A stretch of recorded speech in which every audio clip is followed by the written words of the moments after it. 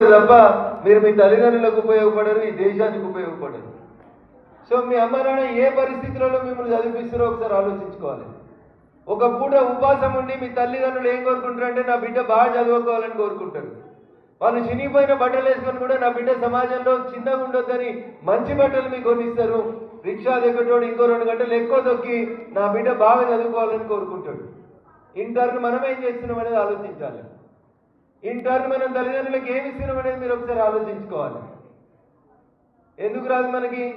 మనం ఎందుకు సానియా మిర్జాలు కాలేం? మనం ఎందుకు పివి సింధులు కాలేం?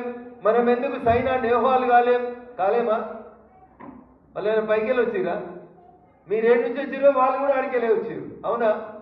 హర్యానాకి వెళ్ళి వచ్చింది సైనా, వచ్చి హైదరాబాద్లో సెటిల్ అయింది. ఎందుకు?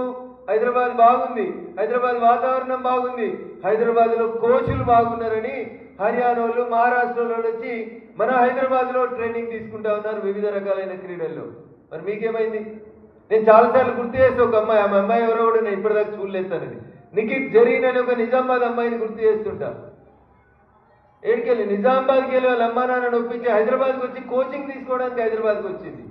అమ్మ ఈడప్ప చేసే పని నువ్వు హైదరాబాద్లో చేసి నేను బాక్సింగ్ నేర్చుకుంటాను వాళ్ళ అమ్మా నాన్నతో కొట్లాడి వచ్చింది. యువర్ లిమిట్ అంతే. గెలవాలనే దబ్బని ఉండాలి, నేనే గెలుస్తానే సెల్ఫ్ కాన్ఫిడెన్స్ ఉండాలి. మెదక్ గెలవది, మెదక్ గెలు ఎవరు లేరు స్పోర్ట్స్ పర్సనాలిటీస్ అంటే నాకు ఇన్సల్ట్గా అనిపిస్తుంది. రేపు రాష్ట్ర స్థాయి క్రీడోత్సవాలైనా జాతీయ స్థాయి క్రీడోత్సవాలైనా ఎవరు తీసుకురావాలి కప్పు? ఎవరు తేవాలి? వేరే వాళ్ళు చేస్తే మనం చప్పట్లు కొడదామా? స్టేడియంలో కూర్చొని ఏం చేయాలి?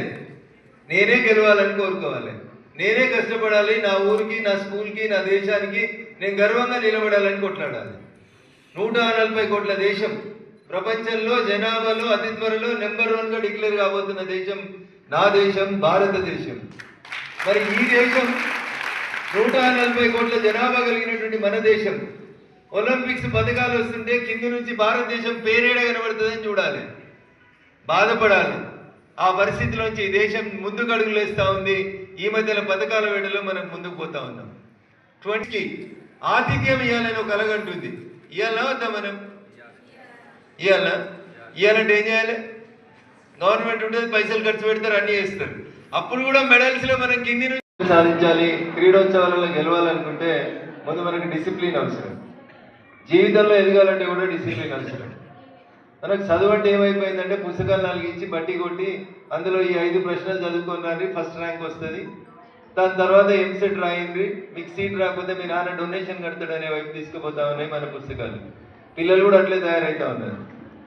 ఒక్క దాని మీద ఇంట్రెస్ట్ లేదు.